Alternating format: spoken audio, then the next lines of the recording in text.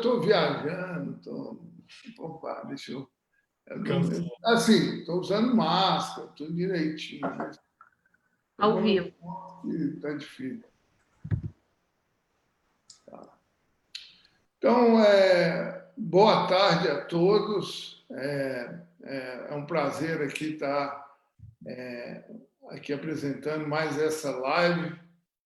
Hoje nós teremos aí uma sessão de imunometabolismo, que, na verdade, é uma das áreas que está mais avançando e realmente tem tido muita atenção aí nos últimos 2 anos, onde realmente foi uma nova guinada dentro da imunologia e realmente você vê muito dentro das próprias células como o metabolismo interfere ou afeta a função, né? Controla a função celular, mas também tem o outro lado, que é a importância do sistema imune controlando o metabolismo nosso e, com isso, controlando e muitas vezes levando, causando doenças, não só doenças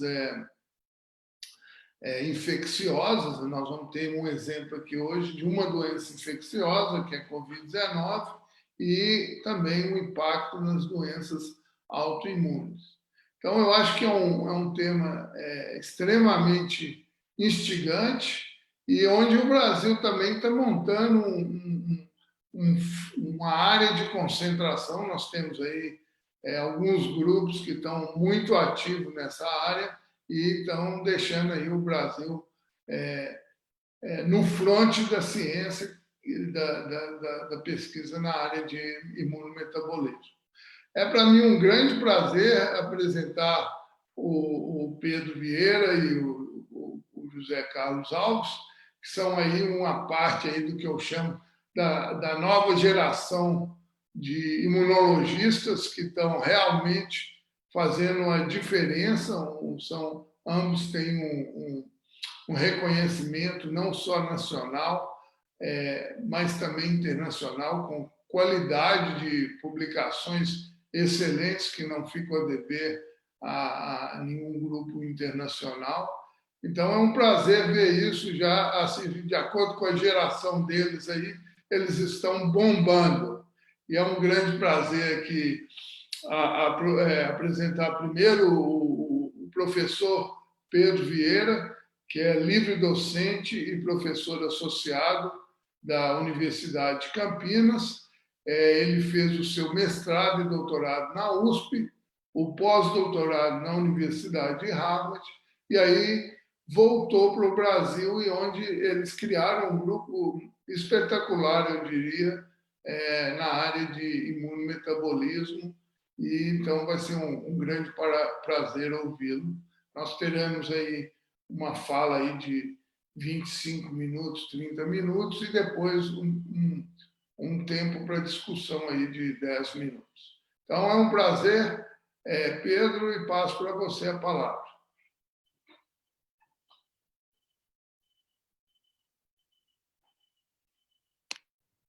Obrigado, Ricardo, e obrigado, SBI, pelo convite.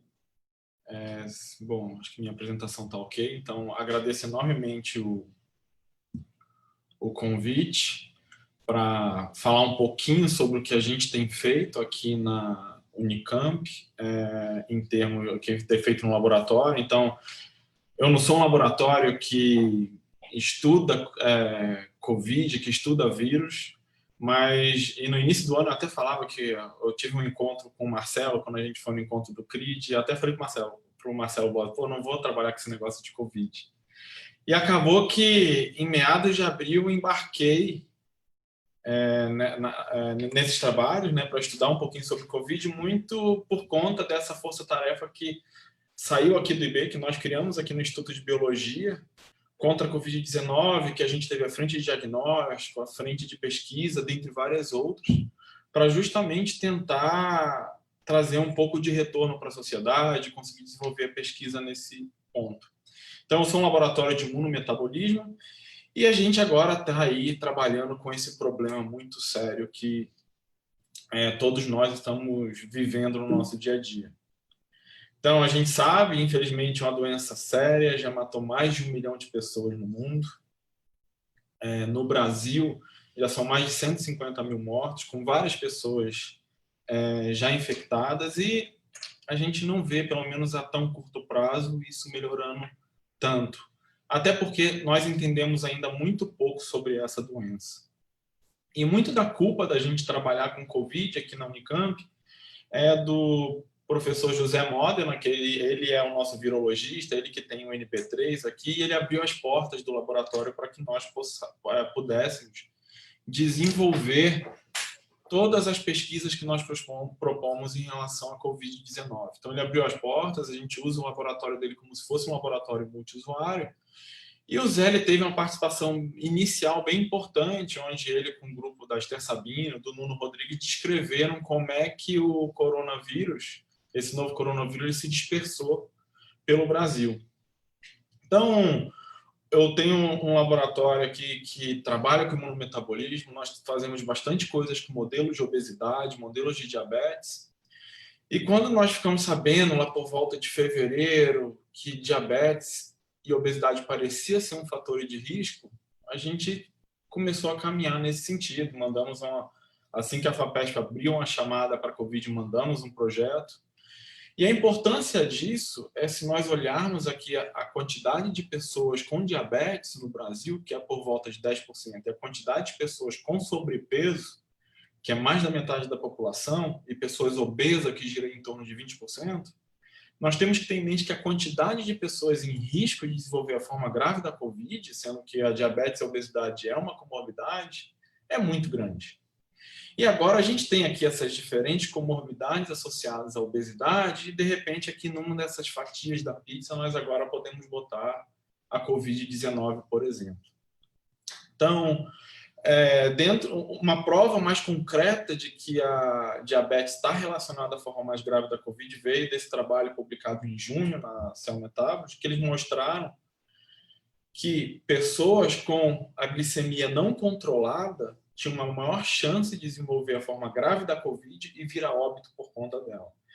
E essas pessoas tinham uma quantidade muito aumentada de citocinas pró-inflamatórias na circulação também. Então, esse foi um achado, a gente já estava com o trabalho em andamento, e foi um achado bem importante para a gente solidificar e ter mais confiança nos nossos dados. Então, para falar um pouquinho sobre o vírus causador da Covid-19, que é o SARS-CoV-2, ele é um vírus de RNA envelopado, em que ele tem aqui na sua superfície essa proteína spike. E o que a gente sabe é que um domínio RBP dessa proteína spike que interage com o receptor ACE2, mediando a infecção em células que expressam o ACE2. Mas as coisas não são tão simples assim. Então, um trabalho aqui que foi iniciado aqui, foi gerenciado pelo Alessandro, pelo Mori, com participação aqui do Gustavo e da Ana do meu laboratório, a gente mostrou que não era tão simples. Então, se você olhar aqui a carga viral em células, tanto CD4 quanto CD8, a gente observa que células CD4 têm elevada carga viral e células CD8 não. E a gente observa também essas partículas virais dentro das células CD4. Então, com a ajuda do professor Munir aqui da Unicamp, uma série de análises in silico, se propôs que o COV2 ele se ligava à molécula de CD4 e isso poderia facilitar a sua infecção. Então, de uma história bem longa, fazendo ela bem curtinha, então, mostrando isso, justamente se a gente infecta uma célula CD4 e usa um CD4 solúvel, um ensaio de competição com CD4 solúvel, a gente diminui numa forma dose-resposta a carga viral na célula CD4, e se a gente usa um anticorpo que neutraliza a molécula de CD4, também diminuímos a carga viral. Então, mostrando que a molécula CD4 é super importante para que o vírus infecte células TCD4. E propôs aqui um modelo, então, o modelo proposto, esse artigo está em revisão, que é justamente que o CD4, ela como se fosse uma interação de baixa afinidade entre CD4 e ACE2 e faz com que o COV2 fique mais tempo preso na superfície da célula CD4. Como o CD4 expressa muito pouco o ACE2, isso faz com que a chance do vírus encontrar ACE2 para infectar a célula CD4 aumente. E a gente acaba tendo a infecção posteriormente. Então, esse é um trabalho que está em revisão para mostrar, só para ilustrar que é um pouco mais complexo daquilo que a gente achava inicialmente. Mas voltando para o metabolismo, então o que a gente sabe é que diferentes vírus, ao infectar uma célula-alvo, modulam vias metabólicas de forma distintas para favorecer a sua replicação. Então, tem vírus que vão aumentar a taxa glicolítica, vão aumentar o fluxo de glutamina, aumentar a respiração mitocondrial, e muitas dessas vias são reguladas de forma bastante específica por diferentes tipos de vírus. E aí a gente, dentro desse contexto, nós formamos aqui dentro do laboratório, que eu chamo de time COVID, formado por alguns alunos que se voluntariaram a trabalhar com Covid-19. Então a gente tem aqui dois doutorandos, que é a Lauá e o Gustavo, a mestranda, que é a Ana, e 2 alunos de C, que é o João e a Ju. E a gente começou então a estudar como é que o COV-2 poderia modular o metabolismo de uma célula-alvo para favorecer a sua replicação e como que isso poderia contribuir para o entendimento da patogênese da doença. Então, a gente fez algumas coisas, como botar o nosso Seahorse dentro do NB3, ainda tem que ver como é que a gente vai, em algum momento, tirar ele de lá agora. E acabamos publicando o nosso trabalho agora em julho, na Cell Metabolism, justamente mostrando que esses níveis não controlados de glicose, esse nível elevado de glicose, leva realmente ao aumento da replicação viral em monócitos por um mecanismo que depende de HIF1-alpha. E é isso que eu vou falar para vocês ao longo da apresentação. Então, com a ajuda do Helder, Nakai e do Robson, a gente pegou um dataset já disponível de single cell do lavado broncoalveolar e a gente observou que pessoas com Covid-19 severa tinham predomínio de células de macrófagos e de monócitos no infiltrado, principalmente de células CD14 positivas. Essa era a maior população no lavado e essas células expressavam uma grande quantidade dos interferons do tipo 1, por exemplo. E a gente então escolheu o monócito, baseado nesse dado, nós acabamos escolhendo o monócito como modelo de estudo e infectamos o monócito com o vírus, com o SARS-CoV-2, eu vou chamar de CoV-2 aqui para frente para facilitar, e observamos que o monócito ele era infectado, que o vírus se replicava dentro do monócito, então a gente vê que a carga viral ela aumenta ao longo do tempo, indicando replicação. E ao mesmo tempo que o monócito é infectado pelo CoV-2, nós temos um aumento na expressão da molécula que é usada para infectar, que o vírus usa para infectar o monócito, também de interferon do tipo 1, do tipo 3 e de várias citocinas pró-inflamatórias, como TNF, L6 e L1-beta. E para entender um pouco isso mais a fundo, nós fizemos um proteoma então desse monócito infectado, com a ajuda do Daniel Martins aqui do IB, da Unicamp, e observamos várias proteínas aumentadas, várias diminuídas, mas o que saltou nos nossos olhos é que a maior parte das vias moduladas pela infecção com COVID-2 no monócito eram vias que estavam relacionadas a metabolismo celular. E nós já sabíamos desse dado, que pessoas que tinham níveis não controlados de glicose, elas tinham a forma mais grave da doença. Então fizemos um experimento bem simples. Pegamos o monócito, cultivamos diferentes concentrações de glicose, então concentrações de hipoglicemia, normoglicemia e 2 concentrações que são equivalentes a hiperglicemia em pessoas diabéticas e obesas.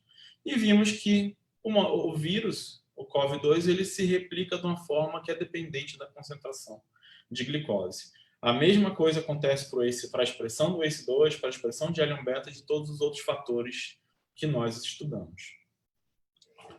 Então, para ter meio que prova de conceito, nós pegamos monócitos de pessoas obesas e pessoas magras, pessoas obesas e diabéticas e pessoas magras, e infectamos com COVID-2 para ver se isso realmente acontecia, se o monócito ele era mais infectado.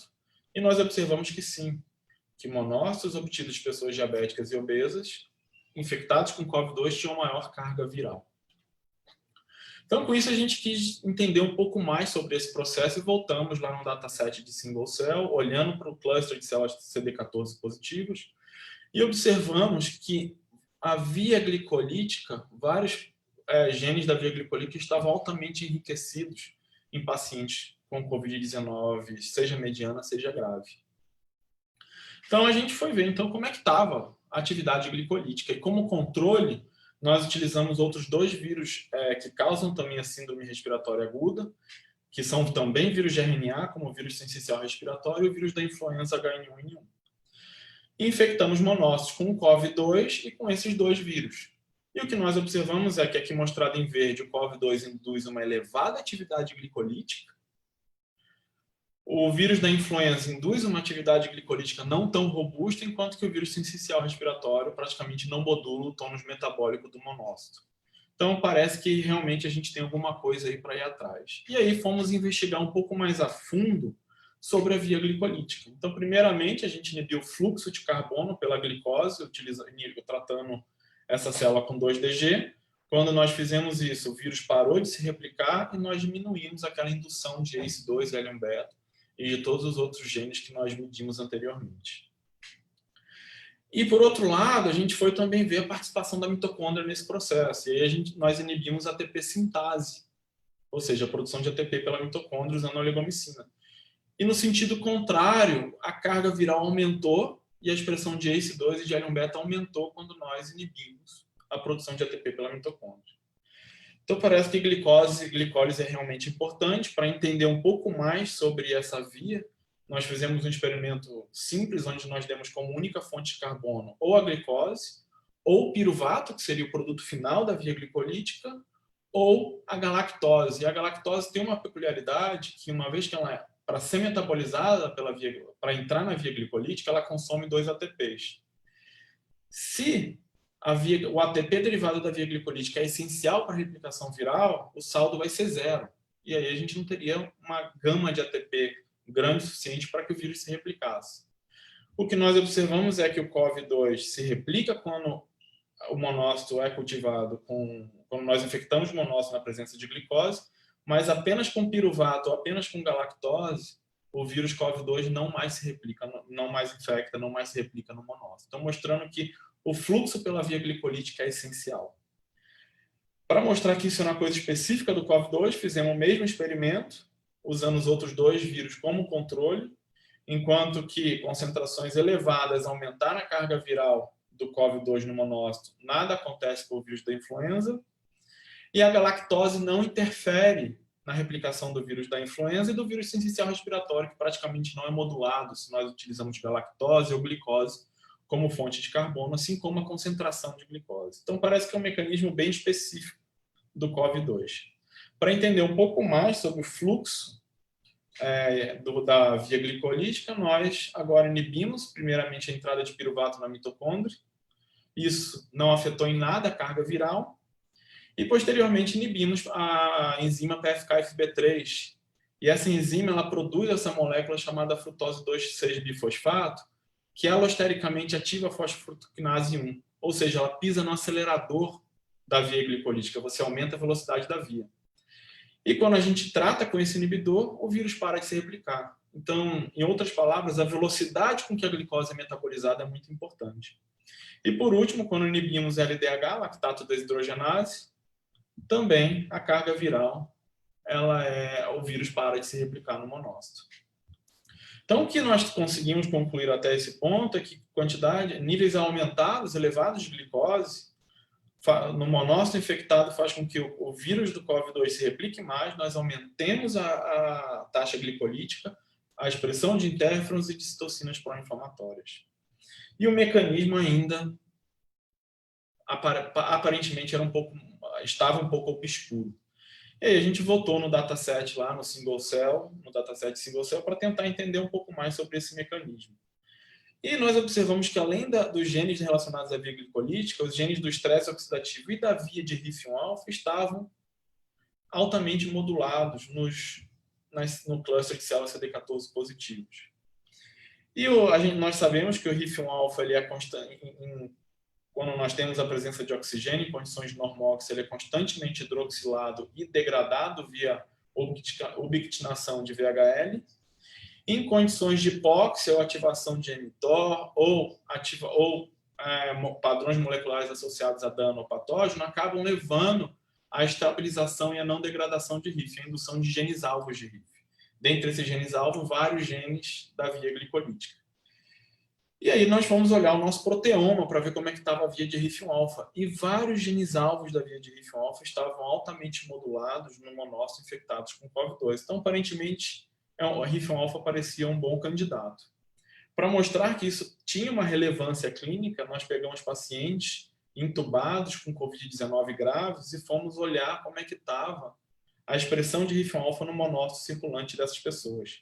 E elas tinham uma maior quantidade de RIF1-alfa nas células CD14 positivas. E a gente não via isso nas células B desses pacientes, nas células T, era especificamente nos monócitos. Então, nós infectamos monócitos com COVID-2 e fomos ver a expressão dos genes alvos de RIF1-alfa relacionados à via glicolítica. E todos eles foram induzidos pela infecção com COVID-2. O COVID-2, o monócito infectado com COVID-2 tem uma maior estabilização de RIF1-alfa, mostrando que o nosso modelo funciona. E aí, nossa próxima etapa foi brincar um pouquinho com a modulação de RIF1-alfa. Então, primeiramente, inibindo a degradação de RIF, levando a sua estabilização com B85, ou inibindo RIF1-alfa e, consequentemente, a transcrição dos seus genes alvos. Então, para mostrar que o modelo funciona, quando nós inibimos RIF, nós diminuímos a estabilização, a quantidade de RIF1-alfa nas células CD14 positivas. Quando nós inibimos a degradação de RIF, nós temos mais RIF1-alfa. E nós temos um resultado meio que espelho em relação à carga viral. Quando inibimos RIF, o vírus para de se replicar. Quando estabilizamos RIF, o vírus se replica ainda muito mais do que ele se replicava anteriormente. E isso é verdade também para todos os genes alvos de RIF1-alfa relacionados com a via glicolítica. Então, de novo, nós vemos uma coisa meio que espelho. Inibe RIF, diminui a expressão desses genes no monócito infectado com COVID-2, estabiliza RIF, você tem uma maior expressão dos genes relacionados à via glicolítica, os monócitos infectados. E para ver se isso era também específico do COVID-2 ou era relacionado a qualquer vírus de RNA, nós utilizamos de novo os dois vírus controles. E o que nós observamos é que a estabilização de RIF, conforme mencionado, aumenta a carga viral do COVID-2 e diminui a carga viral do COVID-2 no monócito. Nada acontece se nós inibimos ou estabilizamos RIF para o vírus da influenza e o vírus essencial respiratório ele vai no sentido completamente oposto. Ou seja, esse mecanismo pelo qual RIF1-alfa regula a carga viral é específico do COVID-2, tá bom? E aí nós fomos de novo no proteoma para entender o que poderia estar levando a essa estabilização de RIF no monócito infectado com COVID-2. E nós observamos que várias proteínas componentes dos diferentes complexos mitocondriais, principalmente da ATP sintase, estavam diminuídos no monócito infectado com COVID-2.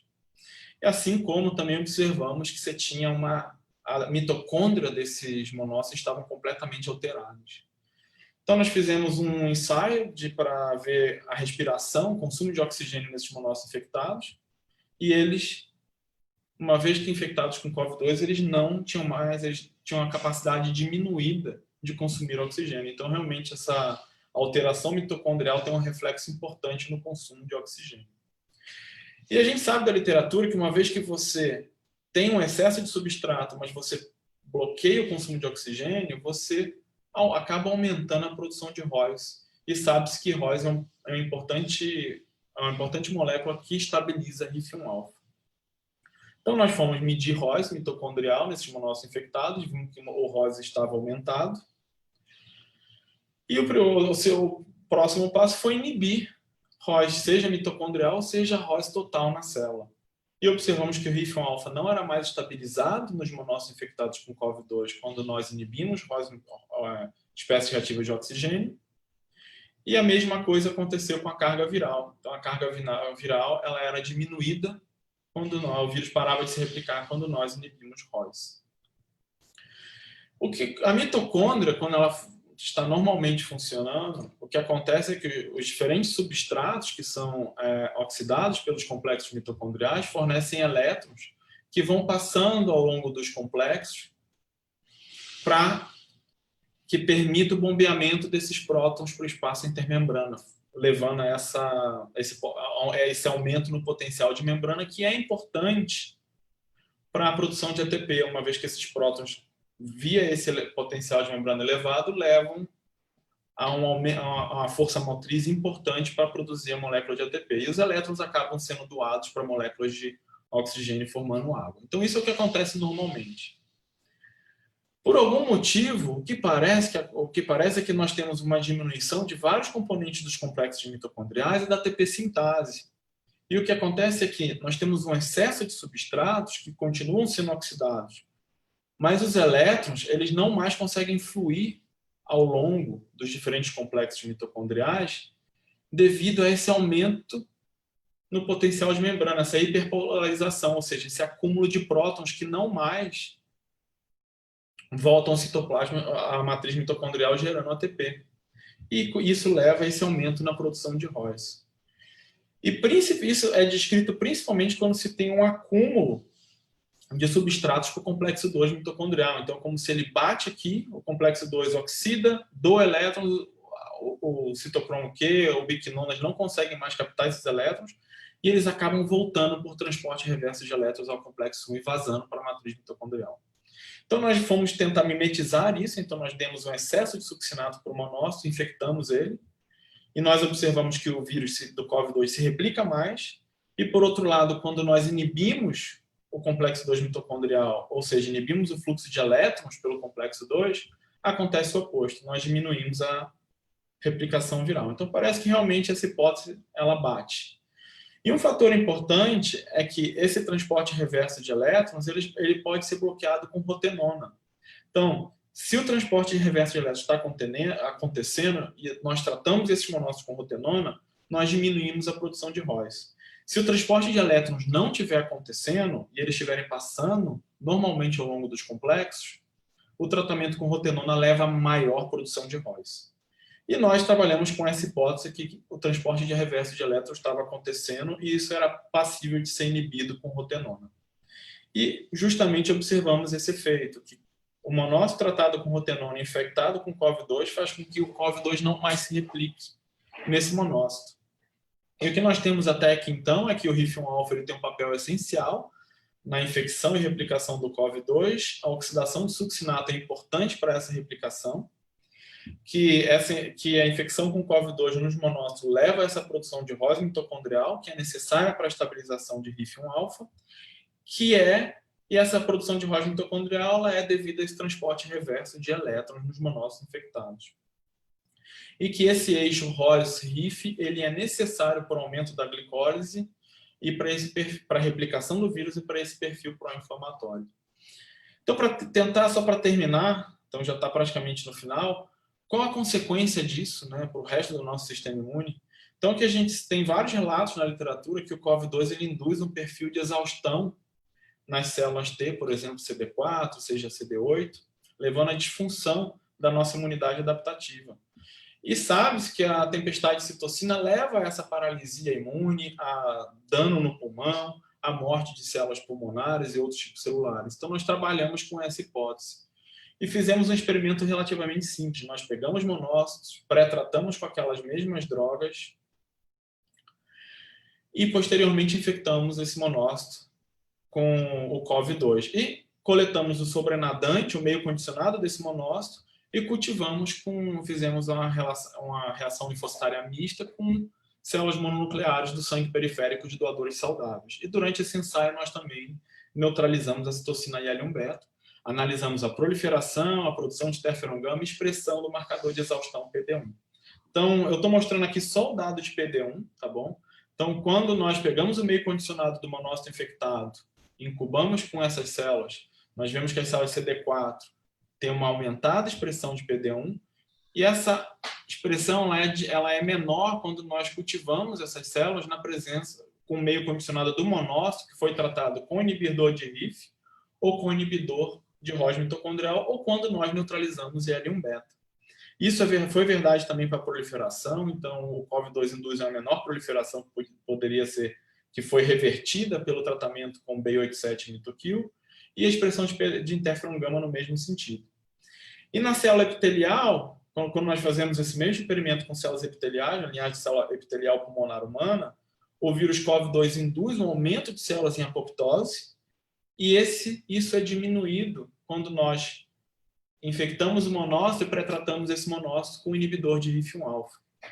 Então, o que nós podemos concluir até agora é que o vírus COV-2 ele leva a essa disfunção mitocondrial, a essa indução de ROS mitocondrial que acaba estabilizando o HIF-1-alfa, que por sua vez induz esse switch para uma maior atividade glicolítica que leva à replicação viral, à produção dessas citocinas pró-inflamatórias, que leva à morte das células epiteliais pulmonares, por exemplo, e a disfunção das nossas células T, com menor capacidade proliferativa, menor capacidade de produzir interferon-gama e maior expressão do marcador de exaustão PD1.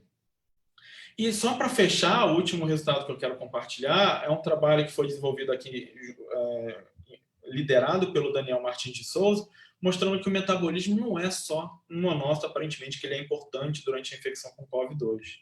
Então, aqui mostrando que pessoas infectadas com COVID-2 elas têm dano no sistema nervoso central, então ela tem uma diminuição da espessura de diversas regiões do sistema nervoso, como no bulbo olfatório, então isso está relacionado a esses sintomas de perda de olfato, por exemplo, e que o vírus do COVID-2 ele infecta principalmente astrócitos. E uma vez que ele infecta esses astrócitos, você tem uma disfunção do metabolismo desse astrócito, com diminuição de várias moléculas, como piruvato, lactato, glutamina. Então, seja por consumo dessas moléculas ou a deficiência na produção dessas moléculas, e também ele faz com que os astrócitos consumam mais oxigênio. Então, ele modula o metabolismo do astrócito. Então, esse trabalho aí, ele foi recentemente depositado, ele está em revisão, mostrando que não é só o monócito que é regulado pelo metabolismo uma vez infectado pelo COVID-2, outras células também são. Então, para finalizar, gostaria de agradecer o pessoal do laboratório, principalmente aqui os alunos que realmente se envolveram. Em 2 meses conseguiram fazer todos esses experimentos para que nós pudéssemos publicar esse trabalho. Então, foi uma loucura esses 2 meses que eles trabalharam. Então, o Gustavo, a Ana, a Lauá, a Ju e o João, eles estão de parabéns. Agradecer enormemente a Unicamp, a Pró-Reitoria de Pesquisa, porque assim que antes de termos o primeiro caso de Covid-19 na região de Campinas, a Pró-Reitoria disponibilizou um edital de 3 milhões para apoiar projetos com Covid, e por meio desse edital é que nós conseguimos fazer esses experimentos de uma forma tão rápida. Agradecer a todos os outros financiamentos, agradecer aos nossos colaboradores e principalmente aqui o grupo do MRC, que ajudaram em todas as etapas desses projetos e vários outros projetos aí que a gente está brigando para ter uma revisão justa para que consigamos também publicar esses achados. E obrigado a todos vocês pela atenção.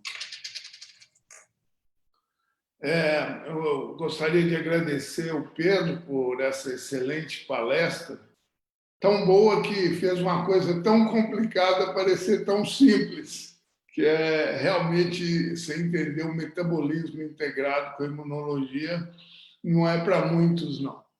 Então, nós temos aqui vários elogios à palestra, e a primeira pergunta é do Flávio Protásio, que ele quer saber se as proteínas, talvez as mais abundantes do coronavírus, que é a Spike e a N, ou poderia ser outro, se elas conseguem desencadear o mesmo processo, ou seja, se tem um receptor específico ou é o processo de invasão ou a própria replicação. A resposta mais simples é eu não sei, mas é bem provável que seja um conjunto, né? Então pode ser que essas proteínas tenham papel, vão ativar alguns receptores de reconhecimento de padrão, que a gente ainda desconhece, mas tem vários receptores que parecem ser importantes, TOL7, receptores do tipo RIG, STING, enfim. Nesse ponto, eu acho que o próprio material genético do vírus, o RNA, principalmente quando ele forma aquele RNA fita dupla, deve ser importante para boa parte dessa resposta, mas é uma coisa que a gente não sabe ainda. Então, dando continuidade a essa pergunta, eu tenho uma. Quando você olha esse processo de ativação e afeta mitocondrial, quão rápido ele acontece? Qual é o momento mais recente após a invasão que você olhou. A pergunta é se teria algum processo indireto, alguma produção de citocina, ou seria realmente a ação viral ou reconhecimento por algum padrão, receptor de padrão molecular, ou realmente é um efeito muito rápido do vírus na célula. O que a gente fez, Ricardo, que eu posso afirmar, o tempo mais precoce foi 6 horas, tá?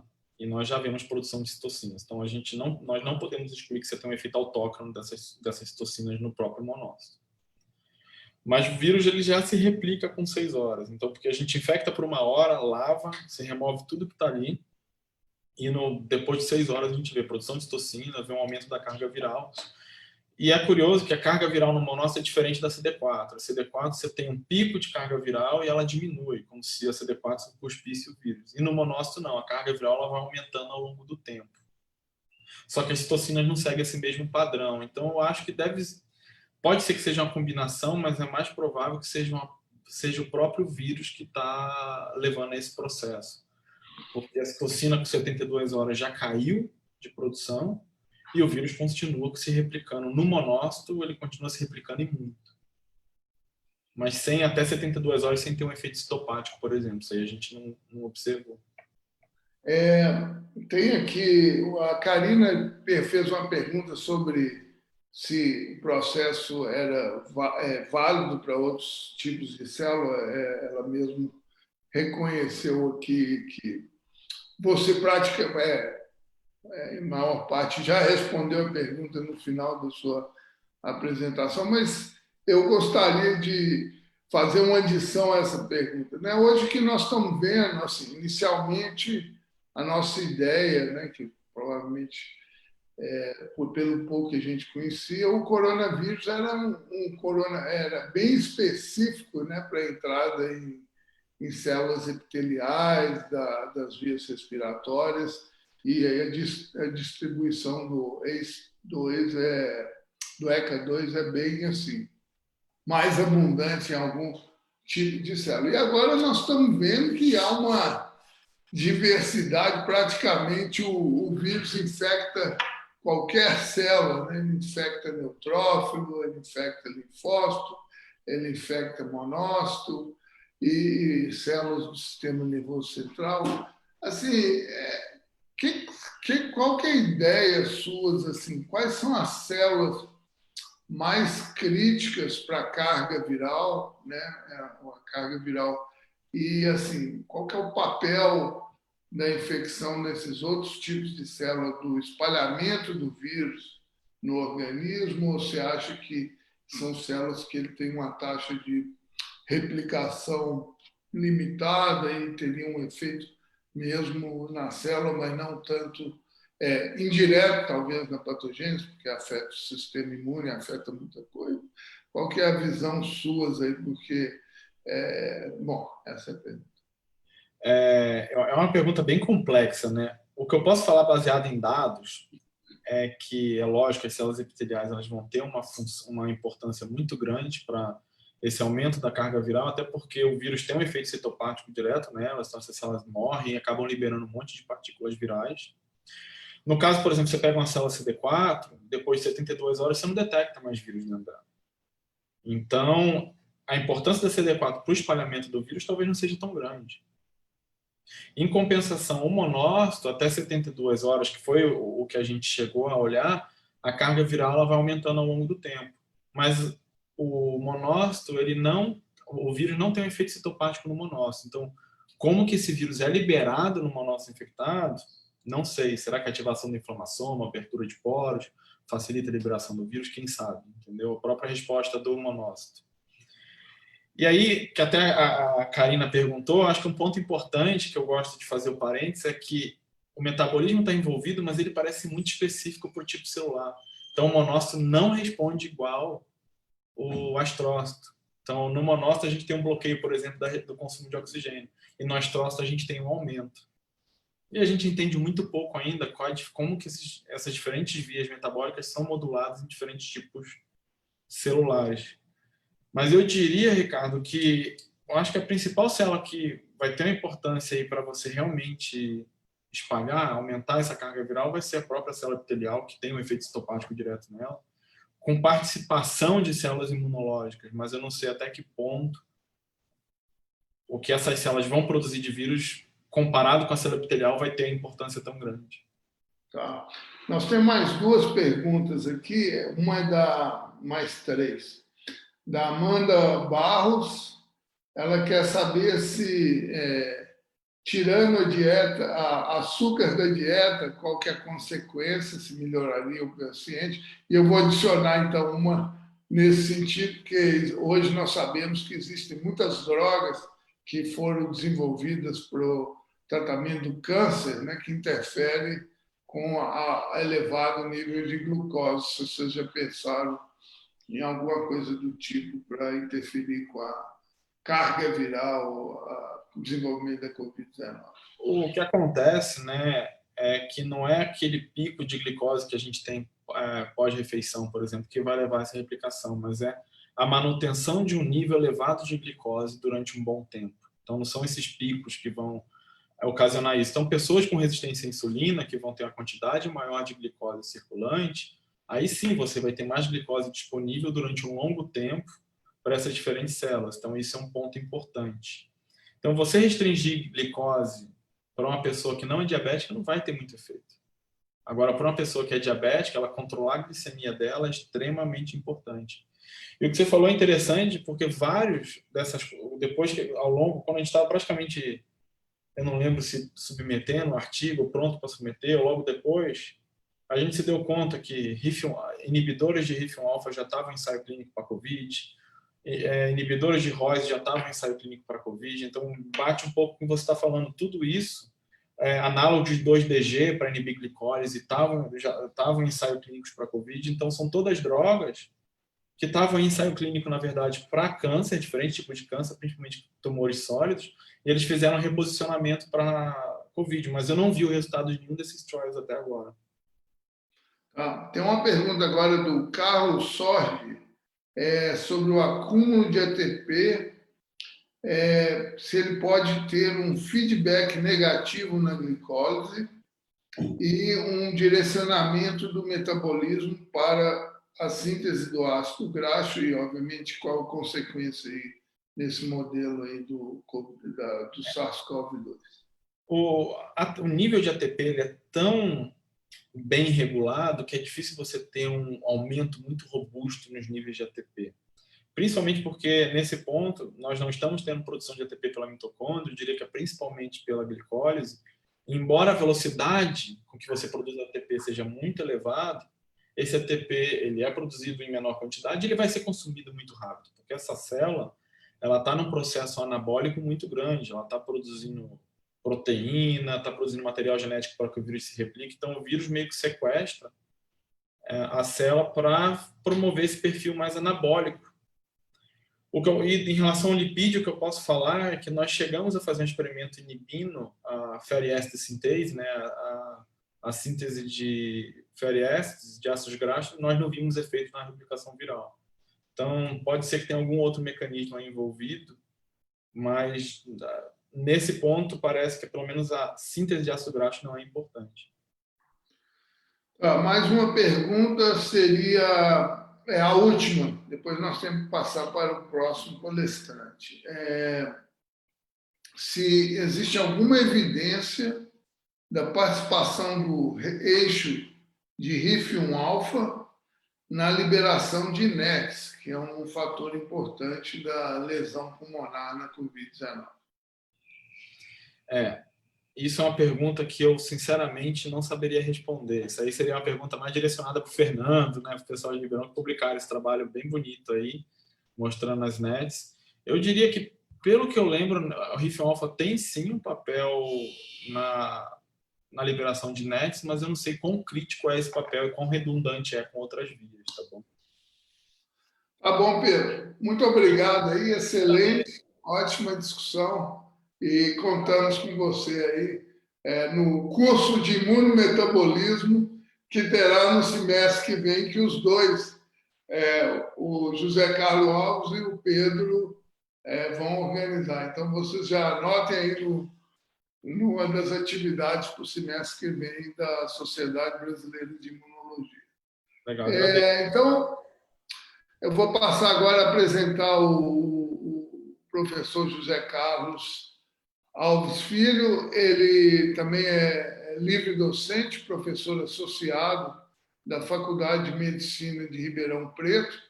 É bem ativo aí, parte da presidência da Sociedade Brasileira de Imunologia, da atual, né, da diretoria, não presidente, diretoria, e é uma pessoa que tem realmente o organizador desse Imunotalks e tem assim realmente dando contribuições enormes aí para a nossa diretoria, e é um prazer, né? O Zeca, nós chamamos, todo mundo conhece ele como Zeca, mas é o professor José Carlos.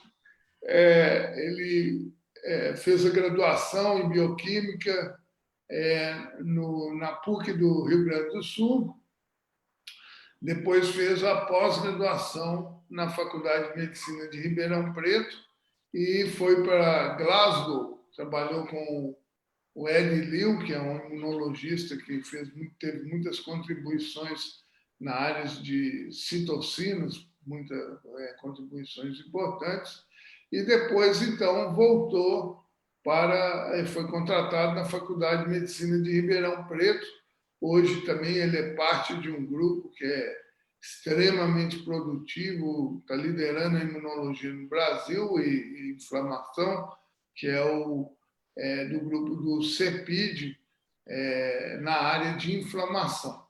E também o grupo tem feito trabalhos fantásticos, com muita rapidez, na área de Covid-19, testes clínicos.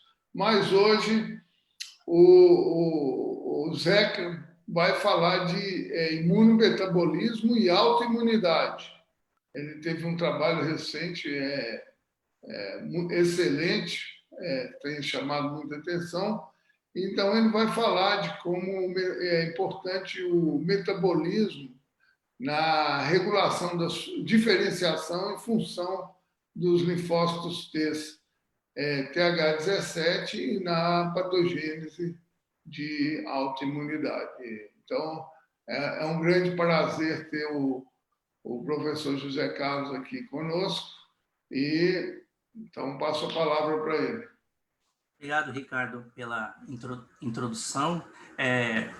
Nem minha mãe me chama de José Carlos, então é Zeca, e fica até estranho me chamar de professor José Carlos, porque eu virei professor Zeca aqui na faculdade. Todo mundo já me chamava de Zeca. Quando eu virei professor, eu virei o professor Zeca. Então, eu até fica estranho me chamar de José Carlos. Obrigado pela introdução, né? E o que eu vou mostrar para vocês, então, eu agradeço. É difícil até eu agradecer o convite, porque, na verdade, eu faço parte da organização desse meeting, então, eu estaria me agradecendo, né? Então, mas assim, eu agradeço a sugestão, que foi sugestão de a gente montar essa mesa de metabolismo, então, junto com o Pedro, e aí a gente conseguiu, então, fazer um contraponto entre infecção e doença autoimune, e é um pouco que eu vou mostrar para vocês, que a gente vem trabalhando no laboratório, né? Eu vou compartilhar a tela aqui, só me fala se está tudo certo aqui. Vou diminuir aqui.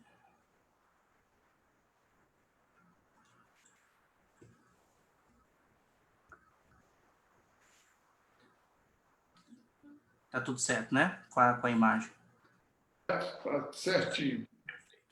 Então, o que eu venho, seguindo a introdução do Ricardo, né, o que eu venho mostrar para vocês é um pouco do que a gente vem desenvolvendo no laboratório.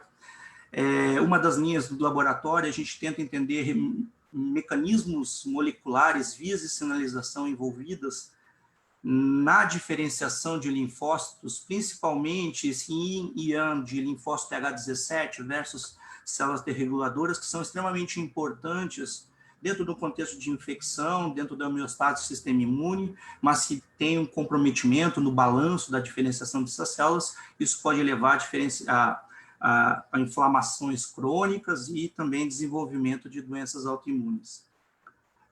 O Pedro já trouxe alguns aspectos importantes do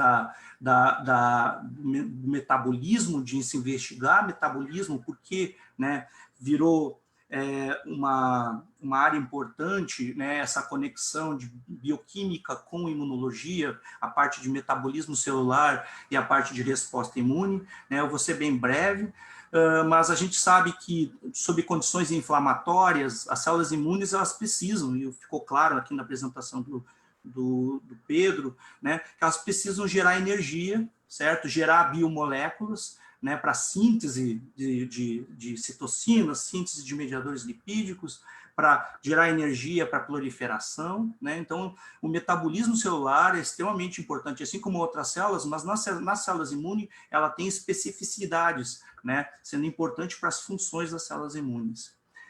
A gente sabe que, dependendo do local onde a célula imune se encontra, ela migrando, saindo da medula óssea, indo para o sangue, indo para o foco inflamatório, ela vai encontrar diferentes condições do microambiente, seja ela com mais ou menos biodisponibilidade de glicose ou de outros nutrientes, com mais ou menos biodisponibilidade de oxigênio, situações de hipóxia ou não. Então, a célula, além de precisar, né, se programar para reprogramar o metabolismo para as funções, ela também tem que se adaptar a determinadas situações, e se ela não consegue se adaptar, há disfunções nessas células, como o Pedro mostrou, né? Ou seja, às vezes o próprio processo de infecção causa alguma disfunção nessa resposta metabólica, e isso tem comprometimentos nas funções. Se isso compromete a função da célula, isso leva também a uma consequência maior, que é uma disfunção da resposta imune e, consequentemente, alterações no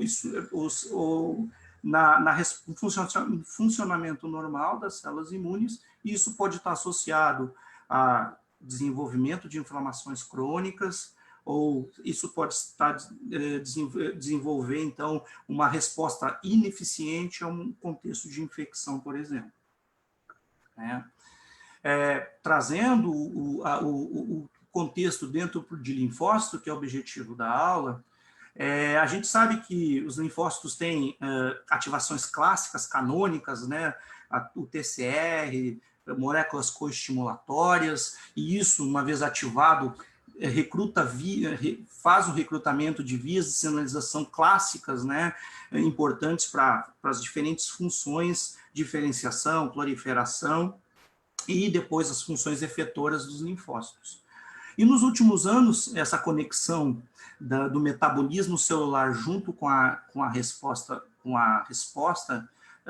de função, diferenciação de células imunes, tem sido mostrado que vários enzimas, vários fatores de transcrição ou metabólitos, né, que são classicamente envolvidos puramente com o metabolismo celular, que acreditava-se, eles têm várias funções importantes dentro da regulação dessas células, né? A gente acabou de ver em macrófago, e isso não é diferente em linfócito, né? O próprio HIF-1α, que já foi colocado aqui, ele tem um papel importante na diferenciação das células, principalmente linfócitos TH17, tem uma participação importante, assim como outras enzimas como o mTOR, ou então um fator de transcrição, HIF-1α, CMYC e assim por diante.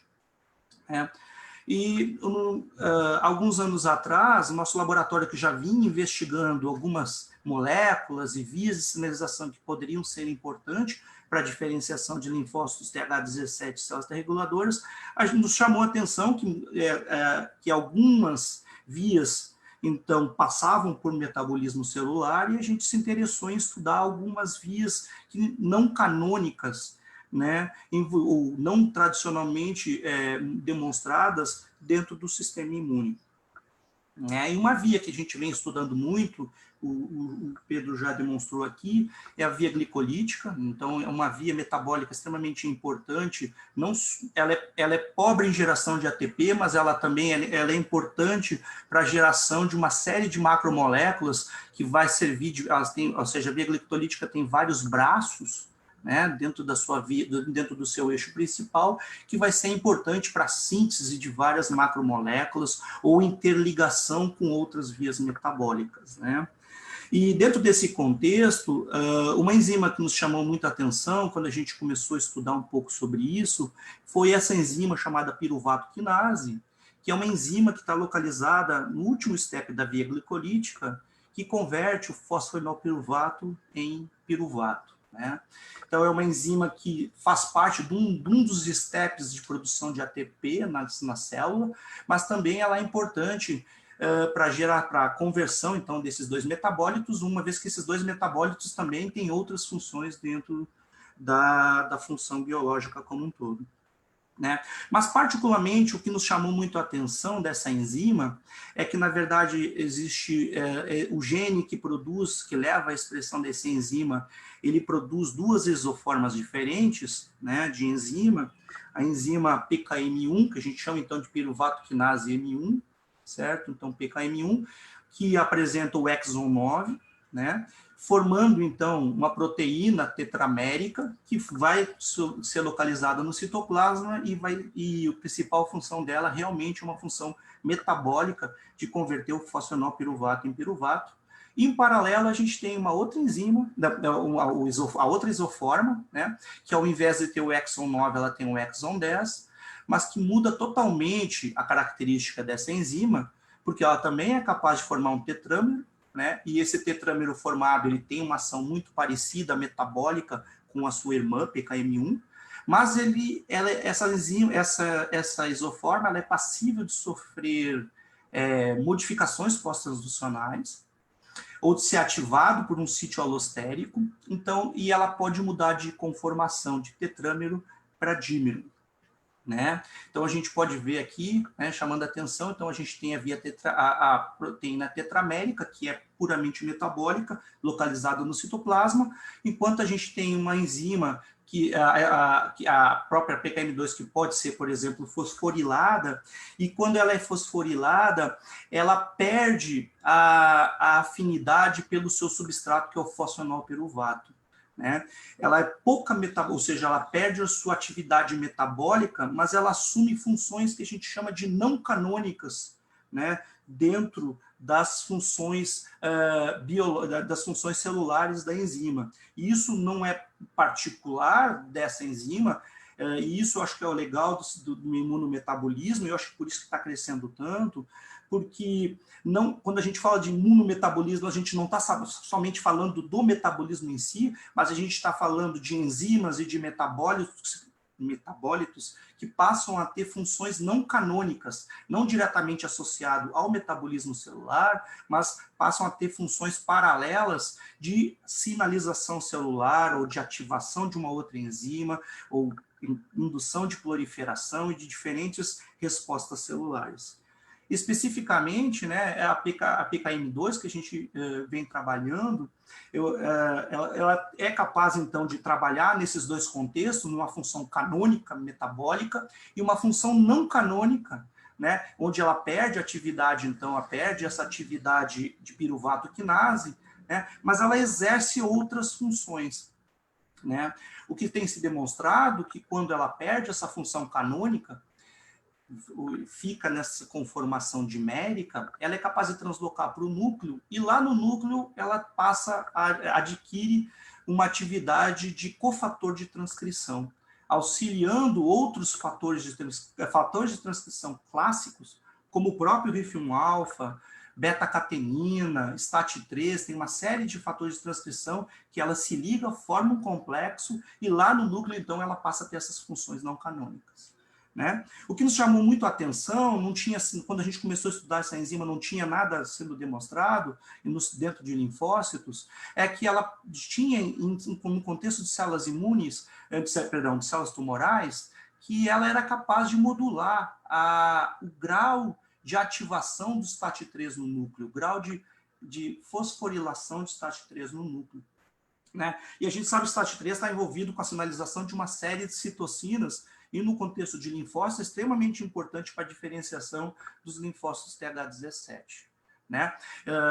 só para exemplificar, vários estudos em revistas importantes saíram nos últimos anos investigando a importância não canônica, ou seja, nuclear dessa enzima dentro do contexto tumoral, de proliferação, de diferenciação de células tumorais, né? Mas quando a gente começou a estudar, então, não existia nada nesse contexto de diferenciação ou de uma possível função dos linfócitos.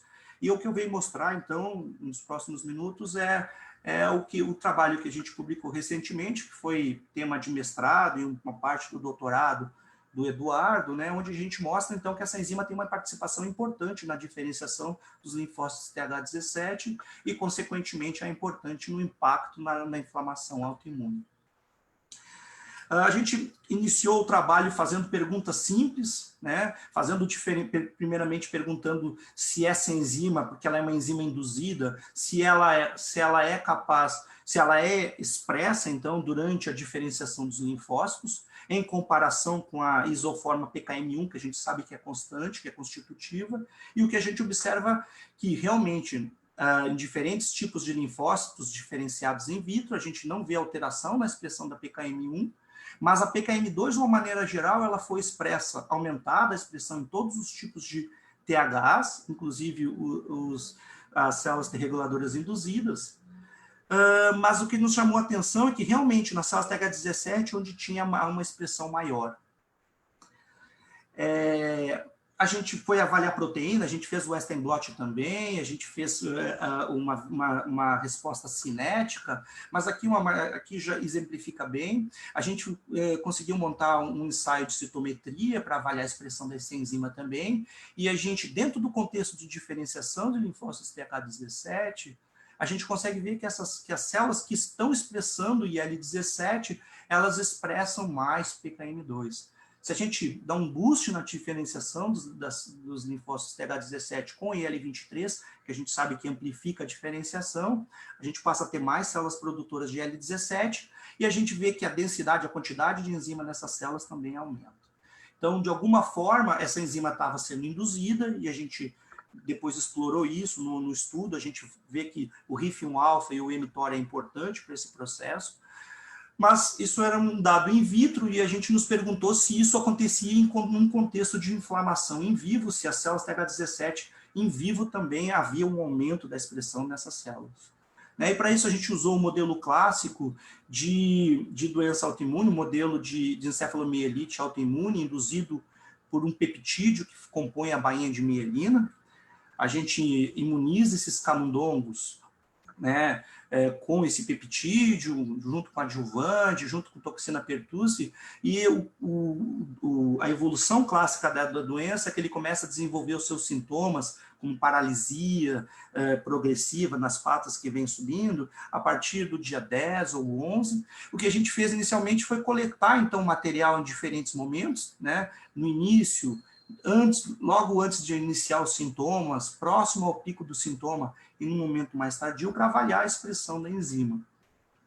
A gente coletou linfonodos e a própria spinal cord dos camundongos, e a gente avaliou que sim, que a expressão da PKM2 acontecia nos linfonodos ou na própria spinal cord, e esse aumento de expressão correlacionava com o aumento da expressão de genes associados com a diferenciação de linfócito TH17, a própria IL-17, o GM-CSF, o IL-23 receptor, tanto nos linfonodos quanto na spinal cord. A única coisa que a gente observou é que antes acontecia essa expressão na periferia, e a partir do momento que começavam os sintomas, a gente passava a enxergar esse aumento, tanto da enzima quanto dos marcadores mais tardiamente, né?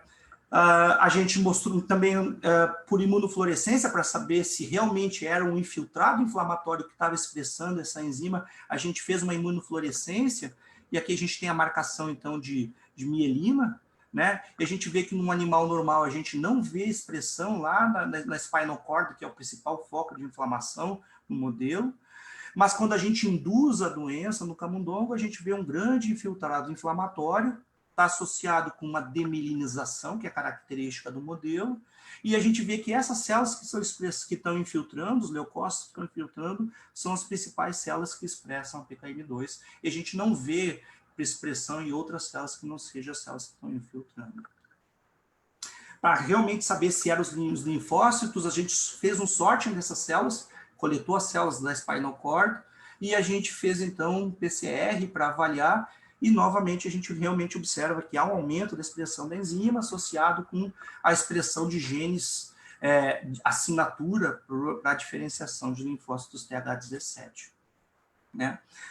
Bom, tendo investigado, observado, então, que in vitro e num contexto in vivo, onde a gente sabe que as células TH17 são importantes na geração da inflamação, há um aumento dessa enzima nos linfócitos TH17, a gente foi explorar, então, a possível participação dessa enzima na diferenciação e, consequentemente, na inflamação in vivo. Para isso, a gente gerou camundongos, CRELOX, inicialmente depletando eles em células CD4, e a gente induziu diferenciação dessas células, e o primeiro parâmetro que a gente foi avaliar foi proliferação celular, uma vez que a literatura mostra que essa enzima em células tumorais é importante para a hiperproliferação das células tumorais. Para nossa surpresa, a gente observou que a falta de PKM2 especificamente nos linfócitos não afetava a proliferação in vitro dessas células, e nem in vivo também, mas a gente observou que sim, essas células que estavam proliferando, elas apresentavam uma maior diferenciação para o perfil, ou aqui expressavam menos IL-17, né? Mais ou menos uns 50% a menos de diferenciação. A gente fez uma caracterização maior disso, analisando outros marcadores de diferenciação clássicos, como GNCSF, L23, os próprios fatores de transcrição de assinaturas das células TH17, todos eles estavam reduzidos. E mesmo quando a gente potencializava a diferenciação com IL-23, a gente continuava vendo uma redução. Por questões de tempo aqui eu não mostro, mas a gente fez isso em células TH1, fez isso em células TH2, repetiu esse experimento com linfócitos T reguladores, e a falta da enzima não altera, né, a diferenciação das outras células, ela foi particularmente restrita à diferenciação dos linfócitos TH17. Eu falei porque por questões de tempo no final eu deixei aqui, mas para mostrar que eu não estou mentindo, então TH1 não foi diferente, TH2 não foi diferente, e células T reguladoras induzidas in vitro também não foi diferente. Aí então a gente foi ver o impacto, né, da falta dessa enzima específica nos linfócitos in vivo dentro do contexto da encefalomielite autoimune. E assim como a gente observou in vitro que há em torno de 50% de redução na diferenciação dos linfócitos TH17, aqui também a gente observou no experimento in vivo que há uma redução de 50% na evolução, no desenvolvimento da doença, né?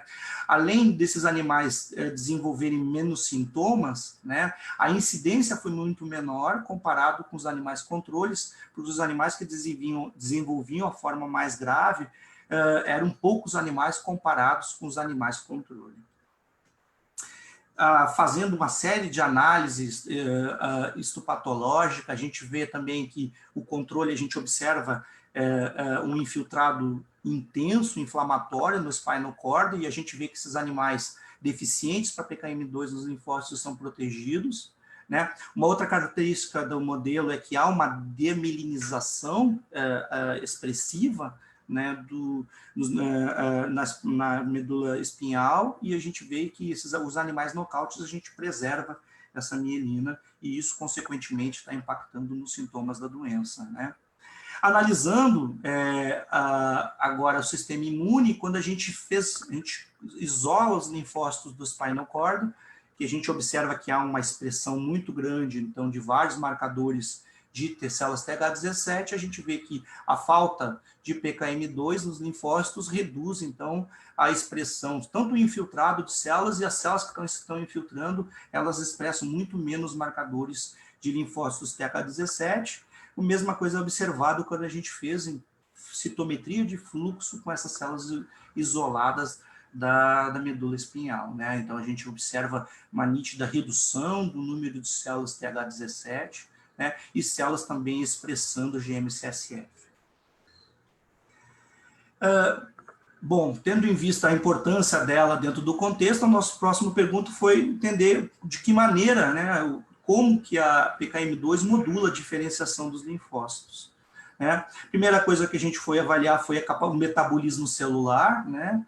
E, para nossa surpresa, a deficiência da enzima no linfócito não alterou a expressão, né, das enzimas.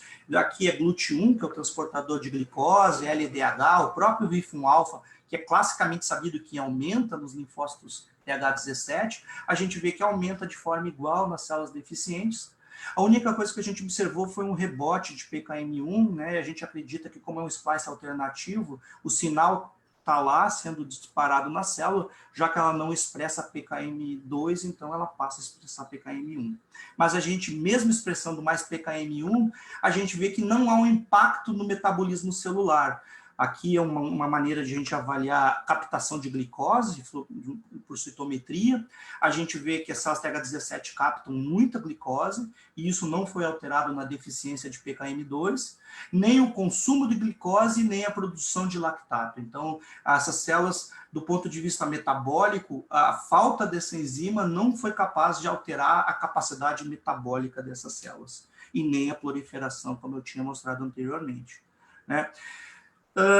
Mas eu mostrei que, além dessa atividade, né, no início da apresentação, além dessa atividade canônica metabólica, ela também tem uma atividade não canônica, né, que não é metabólica diretamente, né, que é a capacidade dela se translocar para o núcleo e atuar como um cofator de transcrição.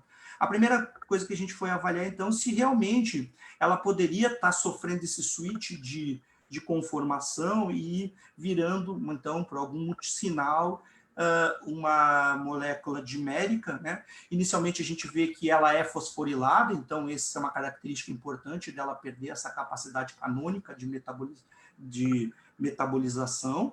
Ela é fosforilada, e quando a gente avalia as diferentes conformações dela nas diferentes células, a gente vê que a preponderante, a conformação preponderante nos linfócitos TH17 realmente é a conformação dimérica, que é essa conformação que tem capacidade de translocar para o núcleo e atuar, então, como cofator de transcrição.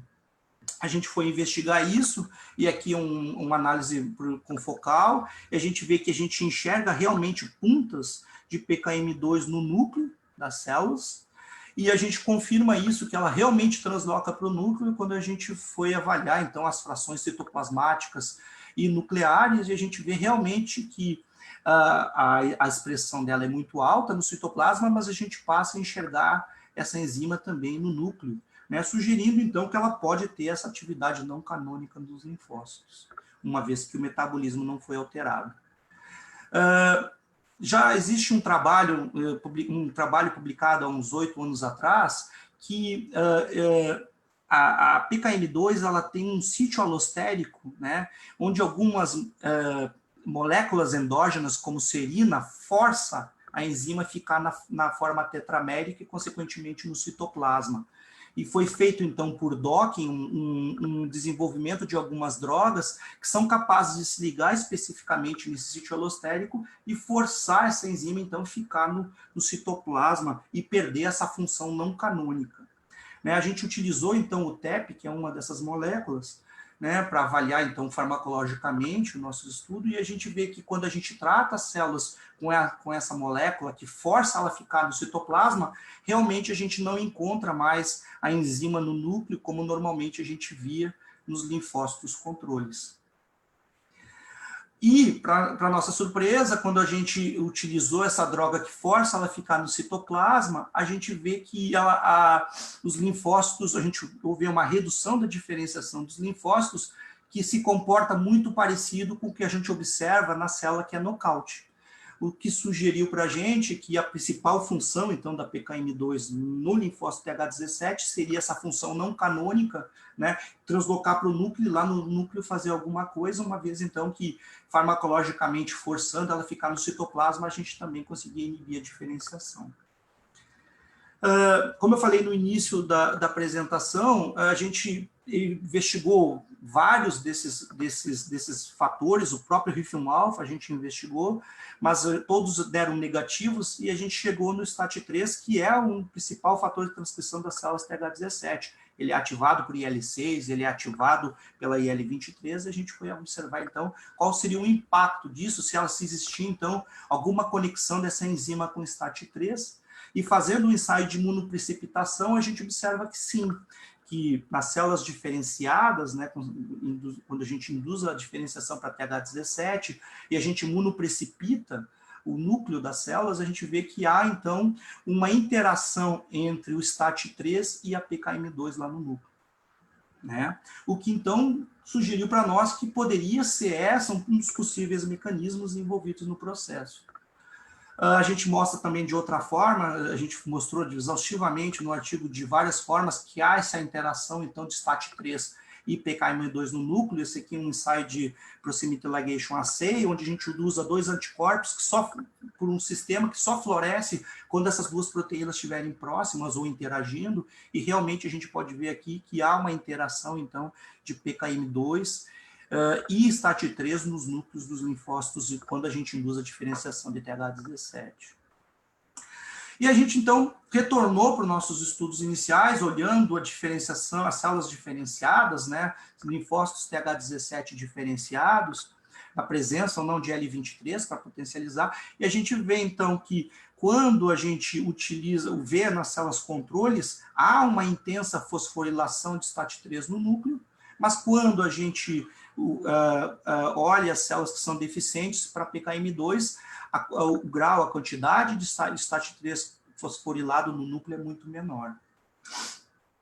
A gente retornou para aquela nossa molécula também, nossa estratégia farmacológica, que impede a translocação da PKM2 para o núcleo, e a gente vê que quando a gente trata, então, com essa droga que não impede que ela transloque para o núcleo, a gente continua vendo menos fosforilação de STAT3 no núcleo.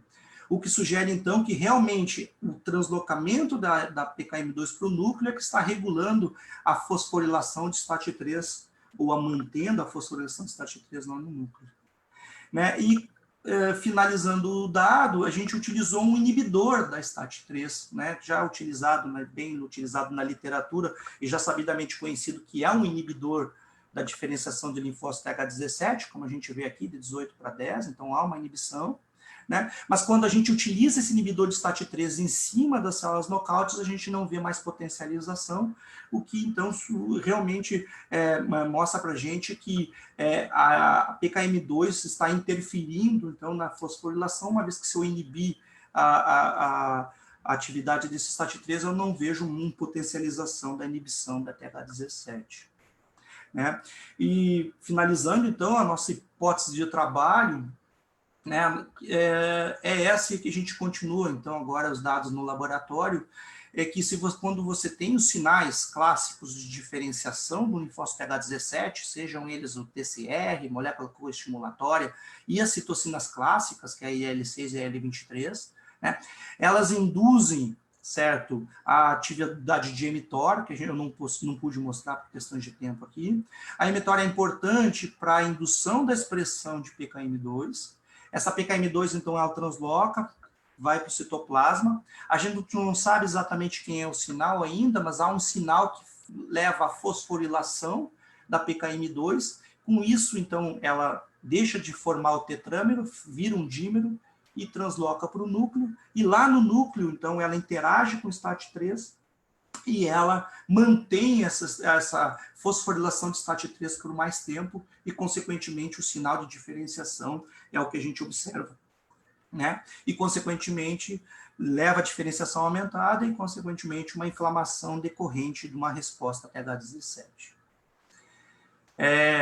Por conta da pandemia, eu não tenho uma foto nova, essa aqui é uma foto antiga, tem alguns até que já saíram do laboratório e tem novos que entraram, mas Aqui o Lab, eu tenho um laboratório com muito orgulho dos meus alunos, extremamente dedicados e comprometidos, né, com os seus trabalhos. Tem o apoio de suporte da FAPESP, da CAPES, do CNPq, né? Esse estudo foi desenvolvido pelo Eduardo, como eu falei no início, o Eduardo Damasceno, foi o mestrado dele, parte do doutorado, mas teve ajuda de vários alunos do grupo, bem como o nosso laboratório, Fernando, Thiago, os colaboradores do CRID e colaboradores internacionais, né?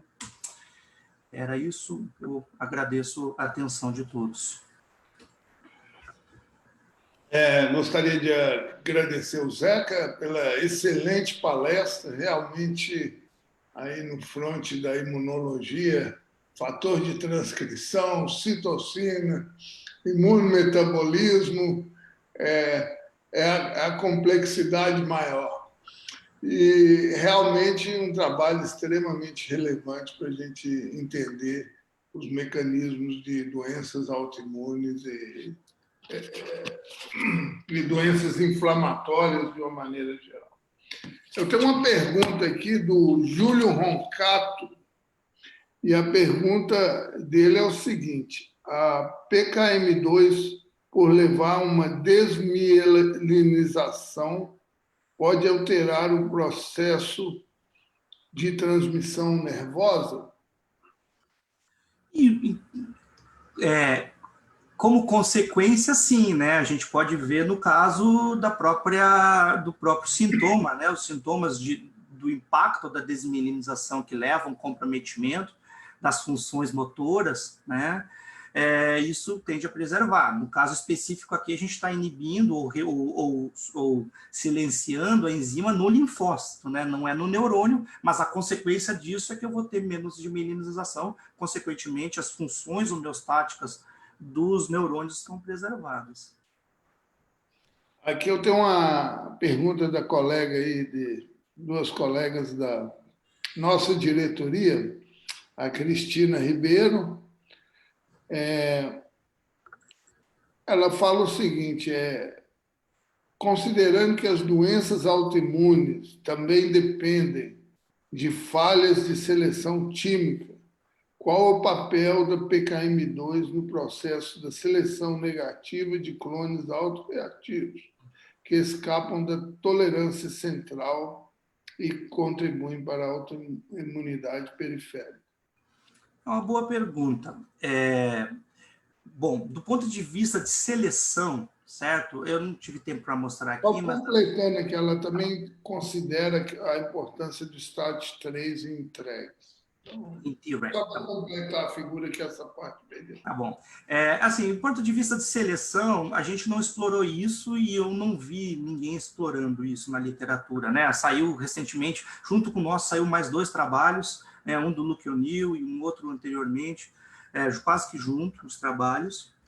Nenhum explorou esse aspecto, né? Mas eu posso falar, porque o nosso foi o único estudo que usou animais deficientes, eles usaram só ferramenta farmacológica, que não há diferença na seleção single positiva, dupla positiva das células. Esses animais têm linfócitos na periferia normal, a quantidade de CD3, de CD4, de CD8, de células de memória, de células naive, aparentemente dentro do período que a gente estudou, né, de até 12, 13, até 15 semanas, não há diferença, né? Esses animais também, os animais, os breeding pairs, né, os camundongos que estão produzindo, eles a gente não vê doença aparente nesses animais, então, assim, eles não têm comprometimento fisiológico aparente, né? Então, assim, diretamente, a falta dela não tem um impacto, né?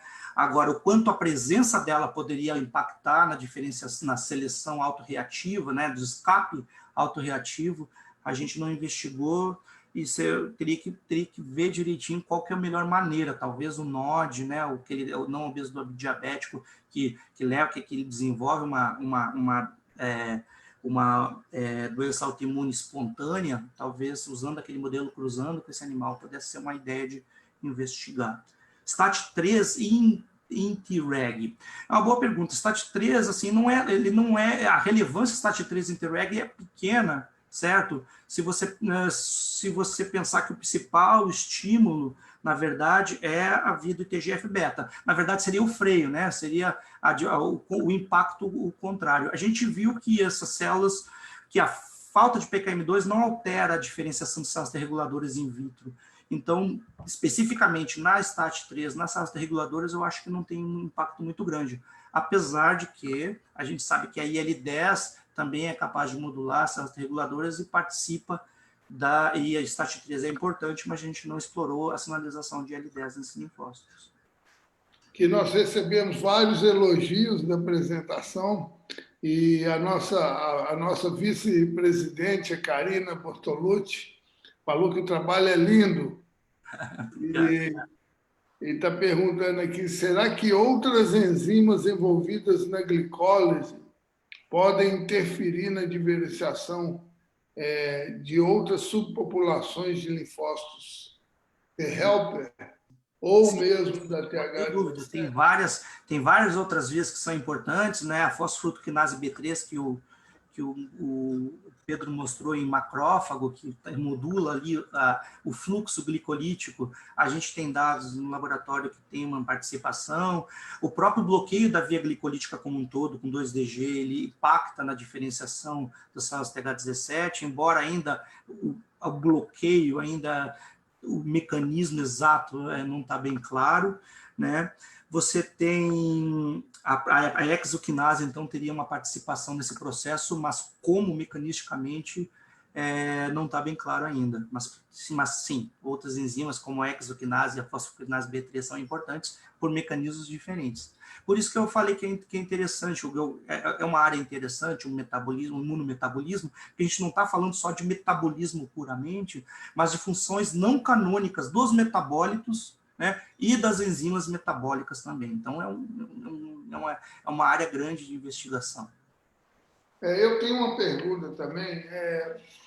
Assim, parece que um fator crítico para a diferenciação dos linfócitos T é aquela sopa de citocinas que está ali em volta, né?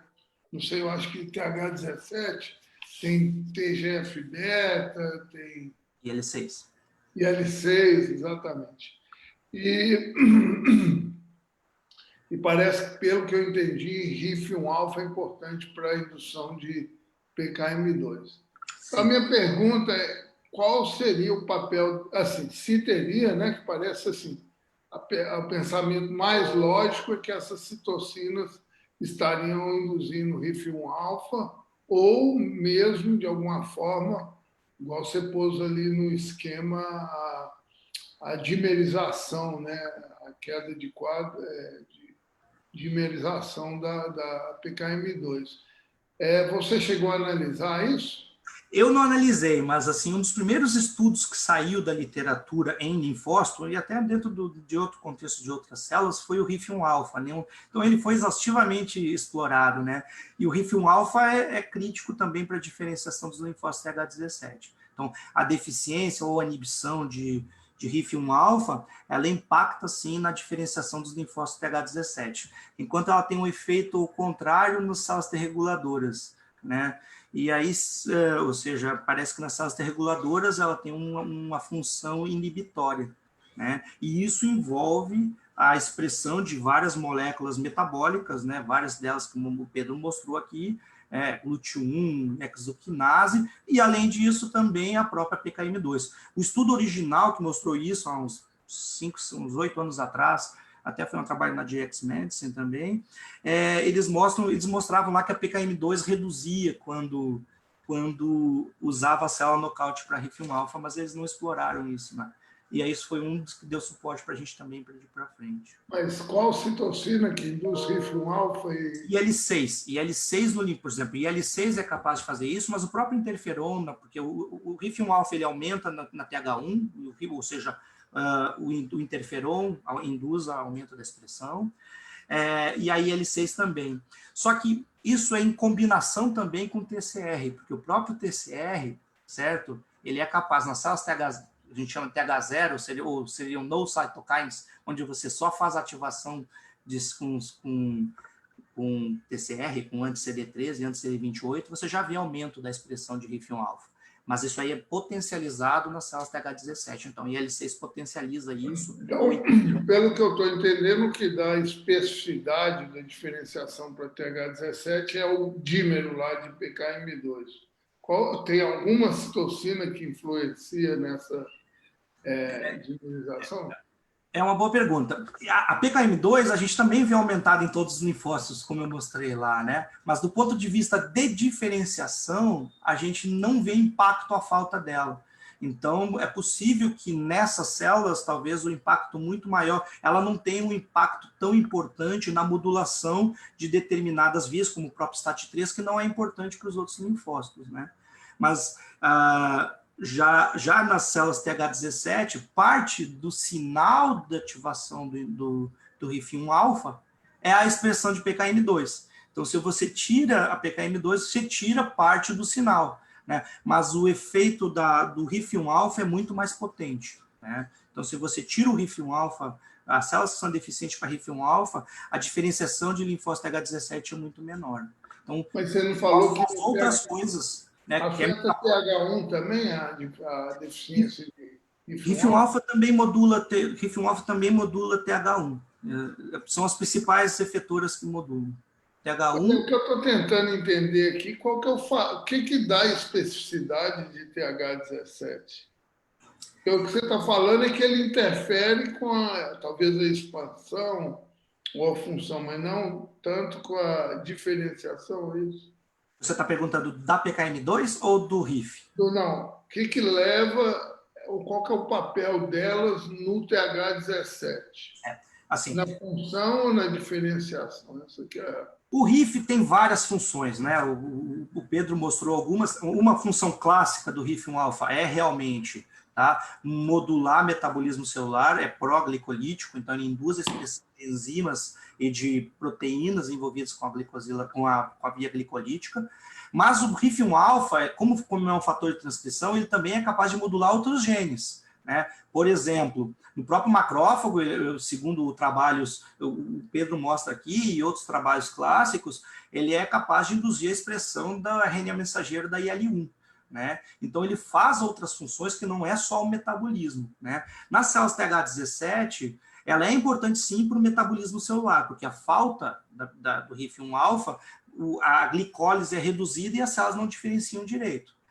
Agora, o mecanismo dele não é só metabólico. Por quê? Porque a PKM2, ela induz a PKM2, e a PKM2 tem um efeito não metabólico, certo? Que é essa modulação de STAT3. Então, a especificidade da STAT... Por que a PKM2 ela é importante para a TH17, eu sei, por causa da modulação de STAT3.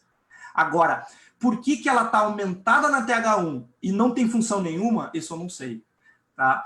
E assim, vou te falar, a gente ficou um tempão tentando responder isso para o revisor, porque teve um revisor que insistiu e a gente ficou mostrando de frente, de trás, que ela não era importante para TH1. Se você olhar lá o artigo, tem um monte de figura suplementar lá para explorando isso aí, e a gente não vê importância na TH1.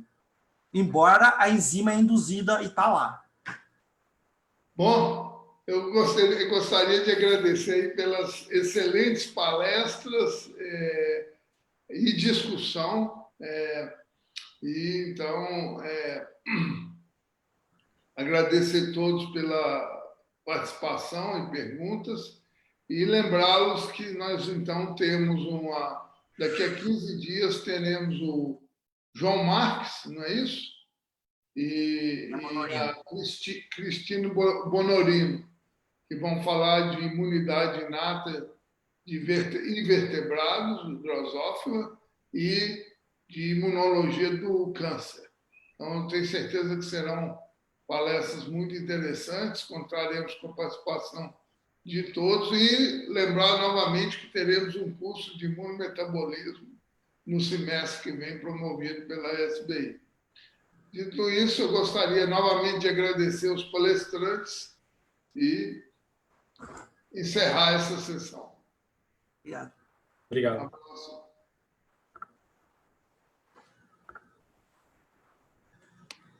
Não sei se ela terminou aqui. Pedrão, abraço. Valeu, Zeca. Até mais. Falou, abraço. Abraço.